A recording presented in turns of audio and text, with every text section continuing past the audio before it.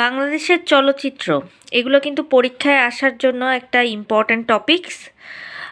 তো বাংলাদেশের প্রথম সবাক ও পূর্ণদৈর্ঘ্য চলচ্চিত্র যেটা কিনা পরিবার পরিকল্পনা অধিদপ্তর কর্মচারীতে এসেছে, দেখুন এটার অ্যান্সার হচ্ছে মুখ ও মুখোশ। আমরা সবাই জানি। শুধু তাই না, মুখ ও মুখোশ থেকে কিন্তু এর পরবর্তীতে আরও দুটো কোয়েশ্চেন হয়েছে, আমরা পাবো মুখ ও মুখোশ সম্বন্ধিত। সেটা হতেছে বাংলাদেশের প্রথম সবাক চলচ্চিত্র কত সালে নির্মিত হয়, মানে মুখ ও মুখোশ কত সালে নির্মিত হয়, এটা আপনারা মনে রাখবেন। এটা আসছে হইতেছে হাই স্কুলে 1956 সালে। আর হচ্ছে ঢাকায় নির্মিত প্রথম বাংলা ছায়াছবি কোনটি? এতক্ষণ তো আমরা দুইটা কোশ্চেনে পড়েছি, সেটা হচ্ছে মুখ ও মুখোশ। এবার আমরা বিশ্ববিদ্যালয়ে কি কি কোশ্চেন এসেছে একটু দেখি। এখানে বইটা পড়ে যাচ্ছে, দেখি। বিশ্ববিদ্যালয়ে কোশ্চেন এসেছে উপমহাদেশের চলচ্চিত্রের জনক কাকে বলে?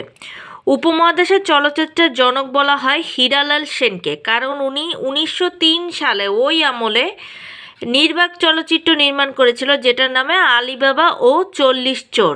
উনি যেহেতু প্রথম সিনেমাটা নির্মাণ করেছিল, সেটা সবাক হোক আর নির্বাক হোক, এজন্য হীরালাল সেনকে হচ্ছে উপমহাদেশের চলচ্চিত্রের জনক বলা হয়।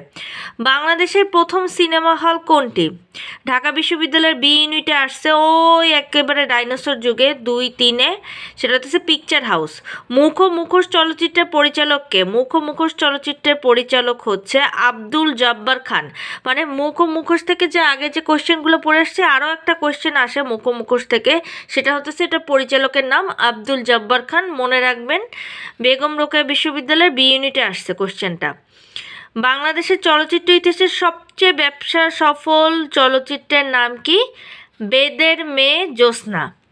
ওকে, মনে রাখবেন, বেদের মেয়ে জ্যোৎস্না হচ্ছে বাংলাদেশের চলচ্চিত্র ইতিহাসের সবচেয়ে ব্যবসা সফল চলচ্চিত্র।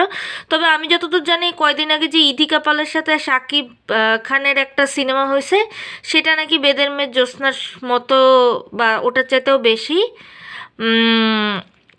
ব্যবসা করছে। যাই হোক, সেটা পরবর্তী নিয়ে ওটা নিয়ে আমরা ডিসকাস করব। ধন্যবাদ।